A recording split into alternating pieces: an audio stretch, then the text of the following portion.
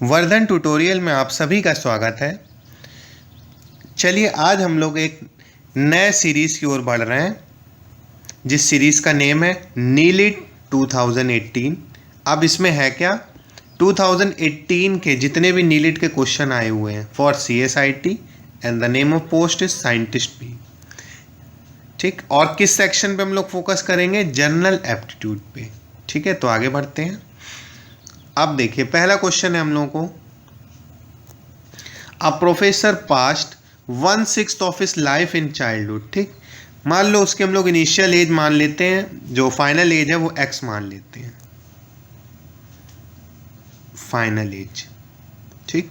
अब उसने क्या बोल रहा है, 1/6 of his life in childhood, तो फाइनल एज अगर हमारी x है तो उसकी एज कैसे एक्सपेंड हुई होगी।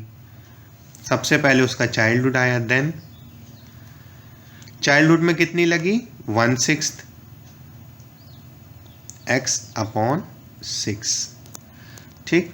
उसके बाद उसकी 1/12 यूथ में लगी, तो चाइल्डहुड के बाद आ गया यूथ। यूथ में कितनी लगी 1/12। Then 1/7 more as a bachelor, child youth, उसके बाद हमारा क्या बैचलर। बैचलर में कितनी लगी x/7, ठीक है। 5 years आफ्टर हिज मैरिज, ठीक, a son was born who died 4 years before his father at half his age, ठीक। इसका मतलब क्या है, चाइल्ड की जो एज रही होगी, अगर सन की पूछता क्वेश्चन में तो सन की एज क्या आती, x/4, x/2, हाफ क्योंकि फादर की एज हो गई,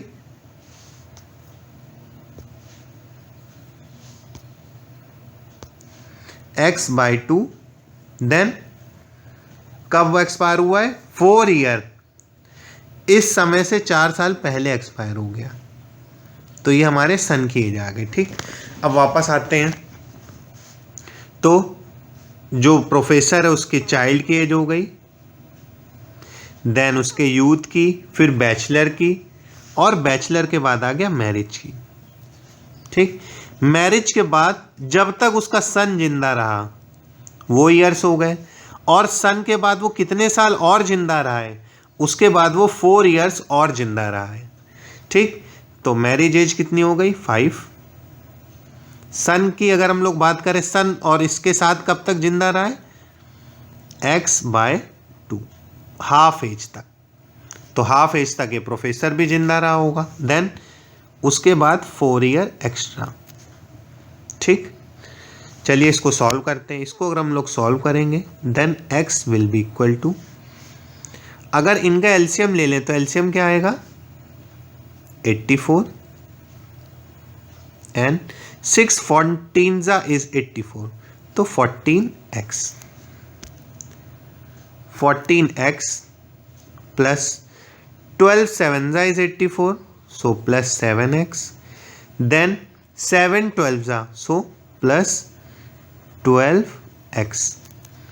अब ये बचा हमारा x/2, इसको भी ले ले तो क्या आ जाएगा, 2 42 84 होता है, तो ठीक, तो क्या हो जाएगा प्लस 42x, और 5 और 4 को ऐड कर देंगे तो क्या अलग से आएगा +9,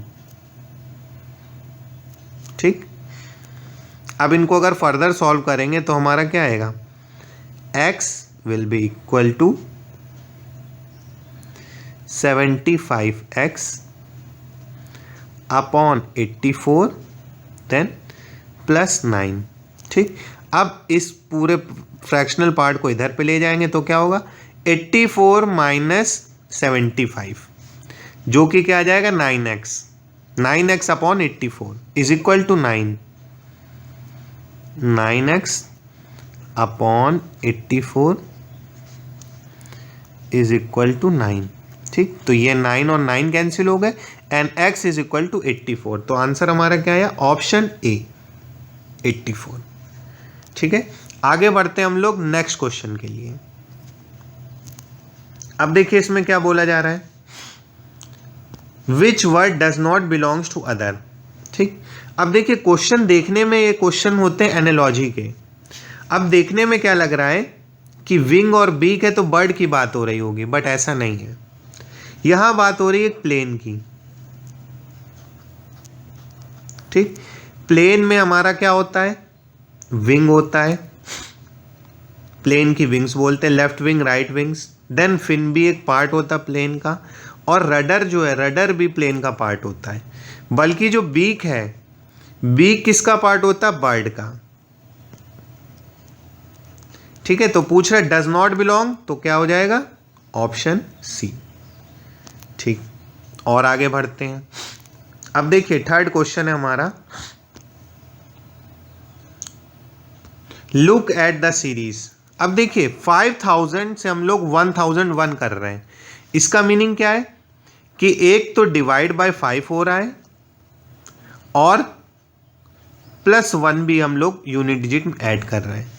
इसको अगर 5 से डिवाइड करेंगे तो क्या आएगा, 1000, और 1000 में +1 कर देंगे। ठीक, सेम प्रोसेस इसके साथ भी लगेगा। डिवाइड बाय 5 +1, 1000 को डिवाइड बाय 5 करा तो क्या हो गया, 200 और +1। ठीक, अब ये 200 है तो 201 है। इसका क्या मीनिंग है कि 200 को फिर हमने डिवाइड करा होगा 5 से। 200 को डिवाइड करा 5 से, क्या आ गया, 40 +1। अब 41 को भी आप लोग डिवाइड कर दो।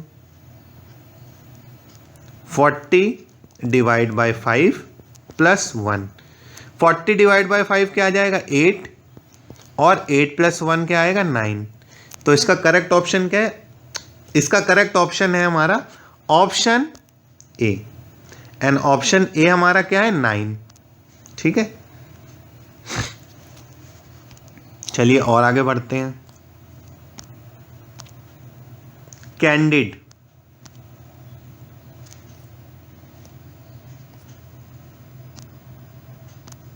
अब कैंडिड की अगर बात करें तो कैंडिड का मीनिंग होता है, कैंडिड आपने कहाँ सुना है, फोटो अगर हम लोग खींचते तो बोलते हैं कैंडिड शॉप है। ठीक, कैंडिड अगर बोल दिया कोई आदमी कैंडिड है, इसका मतलब क्या है, स्ट्रेट फॉरवर्ड वो बात करता है। ठीक है, तो candid is to indirect. Straightforward का मीनिंग क्या होता है, डायरेक्ट। तो इसका मीनिंग क्या हो गया, इनडायरेक्ट। तो आपस में क्या हो गए, ऑपोजिट और antonyms.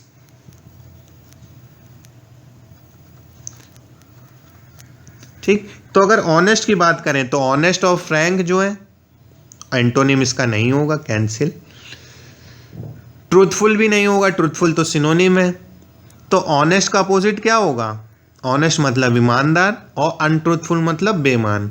So untruthful, option D is correct option. जबकि विकेट जो है, विकेट भी नहीं होगा।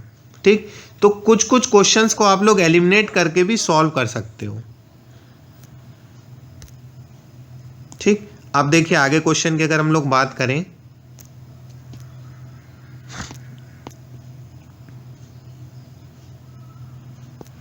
तो देखिए क्या बोल रहा है, let us consider length of side of square represented by 2y + 4।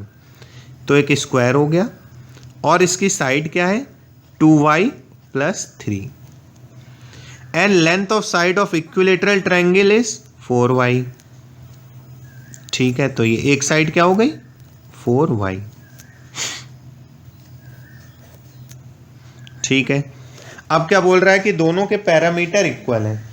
तो पैरामीटर क्या होगा, length of all the sides. तो इसका पैरामीटर क्या हो जाएगा, 4 × 2y + 3, और इधर पे इसका पैरामीटर क्या हो जाएगा, इसकी तीनों साइड क्या होंगी, 4 × 3, सो 3 × 4y। ठीक है, अब देखिए, अब यहाँ पे 4 4 कॉमन है, 4 को हम लोग कैंसिल कर दें, 4 4, सो 3y = 2y + 3, और इस 2 को इधर ले जाएंगे तो y will be equal to 3। तो ऑप्शन इसका क्या होगा, ए पार्ट। वैल्यू y पूछ रहा है, वैल्यू ऑफ y निकाल दो। अब बात करते हैं हम लोग 6th क्वेश्चन की। अब देखिए 6th क्वेश्चन में क्या बोला जा रहा है, if finch related to bird, ठीक है। फिंच रियल में क्या होता है? अब ये सब टाइप के क्वेश्चन आप तभी कर पाओगे जब आपको थोड़ी बहुत वोकैब पता होगी। फिंच क्या होता है? एक टाइप की बर्ड होती है। अब यहाँ पे रिलेशनशिप देखो, फ्रॉग और टोड में कौन सा रिलेशनशिप है? चाइल्ड का। और यहाँ तो कोई चाइल्ड है नहीं, यहाँ एक टाइप ऑफ बर्ड है, कैटेगरी, ठीक। एलिफेंट क्या रेप्टाइल ग्रुप को बिलोंग करता है? नहीं करता है, जबकि फिंच तो फिंच जो एक टाइप की बर्ड है ये तो बिलोंग कर रही, तो ये भी ऑप्शन यहीं से एलिमिनेट हो गया, ठीक। डॉल्मेशन डॉग, अब देखो डॉल्मेशन क्या होता है? एक टाइप का डॉग ही होता है, तो हमारा आंसर क्या हो जाएगा? Option C correct. Option D की अगर बात करें तो यहाँ पे जो कूली यूज है, अगर आपको ये नहीं पता है तो भी आपने एलिमिनेट करके आंसर तो निकाल लिया, बट कूली का मीनिंग क्या होता है? ये एक टाइप ऑफ डॉग होता है, ठीक। और मार्सुपियल्स कौन होते हैं? ये वो मैमल्स होते हैं जो एक पेट में अपने पाउच लेके चलते हैं और यंग वंस को पाउच में रखते हैं, जैसे कि हमारा कैंगरू। जो हमारा कैंगरू होता है वो क्या होता है? अपने बच्चे को पाउच में रख के चलता है। तो ये हमारा ऑप्शन यहाँ से ये भी गलत है, तो ऑप्शन सी इज करेक्ट। अब आगे मूव करते हैं हम लोग नेक्स्ट क्वेश्चन पे। अब देखिए नेक्स्ट क्वेश्चन, इस सब टाइप के क्वेश्चन आप डायरेक्ट कर सकते हो। 25 25, 37 37, तो ऑब्वियस सी बात है यहाँ पे 51 ही होगा, क्योंकि दो दो का रेपिटेशन है, तो करेक्ट ऑप्शन इज 51। तो आइए अब देखते हैं क्वेश्चन 8। अब देखिए क्वेश्चन 8 में क्या बोल रहा है? Suppose a fraud shopkeeper sells a rice to customer at CP. CP पे वो राइस सेल कर रहा है और वेट कितना यूज कर रहा है? फॉल्स वेट यूज कर रहा है 900 ग्राम का। तो इस टाइप के क्वेश्चन को आप कैसे सॉल्व करोगे? रियल में वेट कितना होता है? 1000, ठीक। अब देखो कितना फॉल्स वेट यूज कर रहा है, जो फॉल्स वेट है वो आप हमेशा लेफ्ट में लिखो, 900। देन और ये हमारा क्या हो गया? सीपी। अब वो कितने में सेल कर रहा है? 900 वेट यूज कर रहा है, बट रियल में वो 1000 के हिसाब से ही तो सेल कर रहा है, तो ये हमारा हो गया एसपी। दोनों के बीच में कितने का डिफरेंस है? 100 का, तो 100 अपॉन 900, ठीक। तो ये हमारा क्या आ जाएगा? 1/9, and 1/9 is equal to 11 whole 1/9%, ठीक है। तो इसमें जो इसके ऑप्शन दिए हुए हैं ये थोड़े इसमें गलत दिए हैं, बट इसका आंसर क्या होगा? ये, ठीक। अब देखो इसी टाइप का एक और क्वेश्चन हम लोग देखते हैं।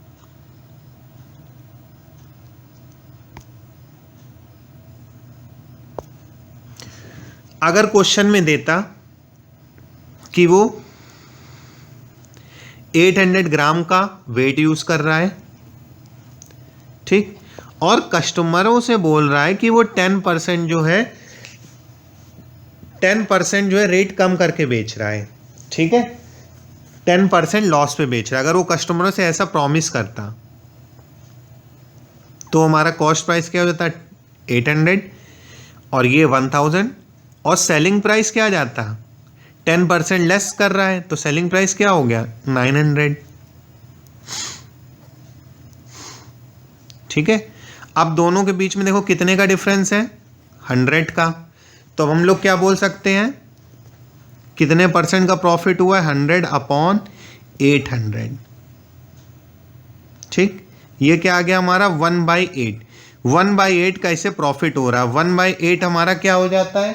1/8 हमारा होता है 12 होल 1/2%, ठीक है। तो अब इसमें आपको कोई भी टाइप आए आप ऐसे सॉल्व कर सकते हो। अब देखिए नेक्स्ट क्वेश्चन की बात करते हैं। अब जब भी कभी इस टाइप के क्वेश्चन आएंगे तो आप कैसे सॉल्व करोगे?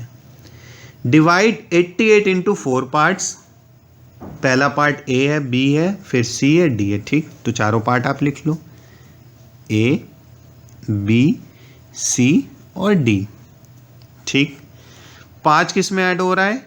फर्स्ट पार्ट में, तो a + 5, कुछ आएगा। बी में क्या हो रहा है, -5 हो रहा है।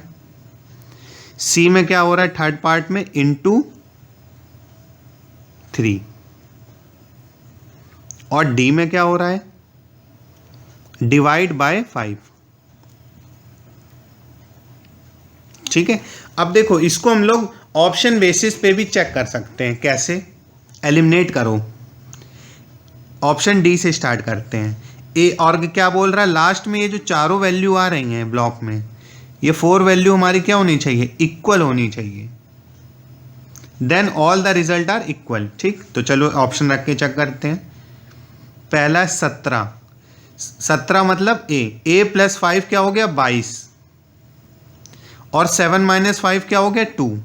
तो ऑप्शन यहीं से एलिमिनेट हो गया। ठीक, ऑप्शन सी को देखते हैं। 10 + 5 = 15 और 30 - 5 = 25। तो ये भी हमारा यहीं से एलिमिनेट हो गया। ठीक, ऑप्शन बी भी एलिमिनेट हो गया। ऑप्शन बी को चेक करो।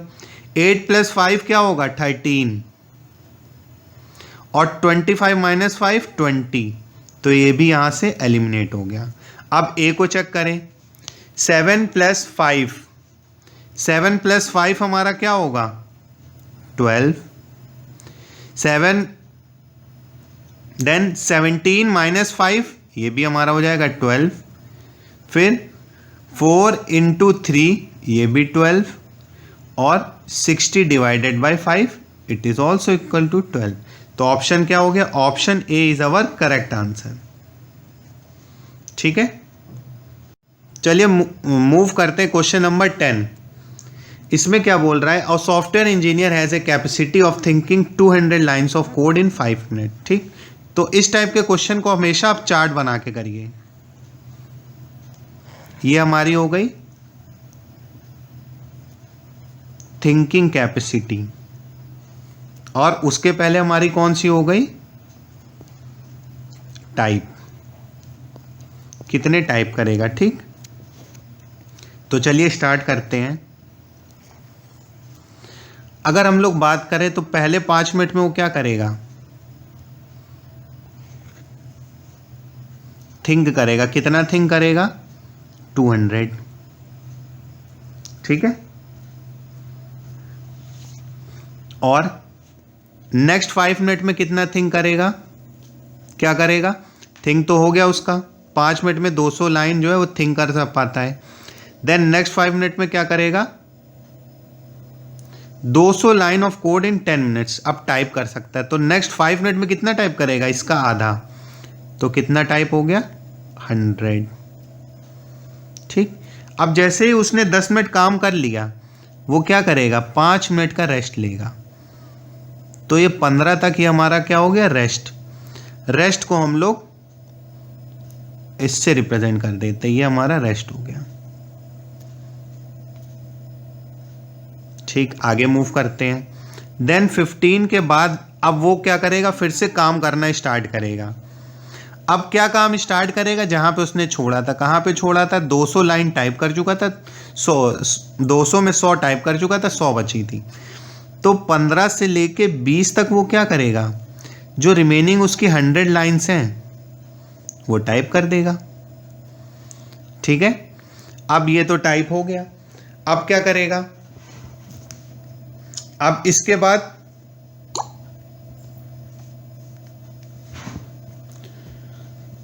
पाँच मिनट इसने वर्क कर लिया। अब नेक्स्ट 5 मिनट क्या करेगा, मतलब 25 तक। तो नेक्स्ट 25 तक वो क्या करेगा, फिर वो 200 लाइन थिंक कर लेगा। ठीक है, थिंक कर लेने दो। अब इसने टोटल जो है, फिर इसने 10 मिनट वर्क कर लिया। फिर ये क्या करेगा, फिर वो 5 मिनट का ब्रेक करेगा। ठीक, तो सपोज 30 तक वो फिर ब्रेक करता है। ब्रेक को हम लोग फिर इस कलर से रिप्रेजेंट करते हैं। ये उसने 5 मिनट का ब्रेक करा। अब देखिए, अब ब्रेक करने के बाद वो कहाँ से काम स्टार्ट करेगा, जहाँ से उसने छोड़ा था। कहाँ से उसने छोड़ा था, देखते हैं।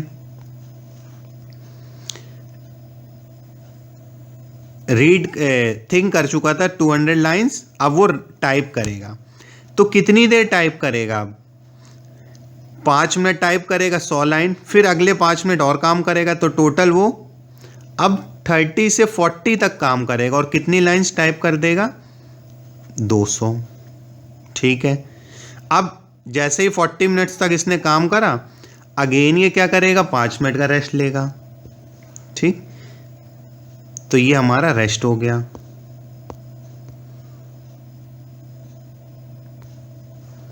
(45) तक अब रेस्ट कर लिया। रेस्ट करने के बाद क्या करेगा?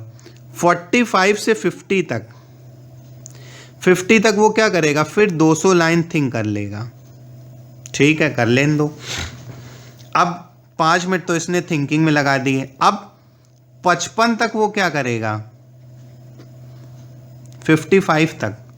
अब 55 तक वो क्या करेगा? वो फिर वो टाइप करेगा। 5 मिनट तो उसने 200 थिंक करे, अब टाइप कितने करेगा? 100। ठीक, अब 55 के बाद क्या होगा भाई? 55 के बाद अब हमारा आया 60, तो 55 से 60 तक वो क्या करेगा? अगेन रेस्ट करेगा। ठीक, अब देखो इस क्वेश्चन में क्या पूछा जा रहा है कि टोटल उसने कितना टाइपिंग करी है। तो टाइपिंग देखिए इसकी कितनी है? 100 प्लस 200 200 हो गए, 200 प्लस 200 400 एंड 400 प्लस 100 500। टोटल उसने कितनी टाइपिंग करी? 500। ठीक, अगर यही क्वेश्चन में पूछा जाता कि टाइपिंग के अलावा उसने कितनी थिंकिंग करी है, तो थिंकिंग कितनी होती? 200 प्लस 200 प्लस 200, तो थिंक कितना आता हमारा? थिंक हमारा आ जाता 600। ठीक है, तो इस तरह से हम लोग ये सब टाइप के क्वेश्चन को सॉल्व करेंगे। चलिए और आगे बढ़ते हैं।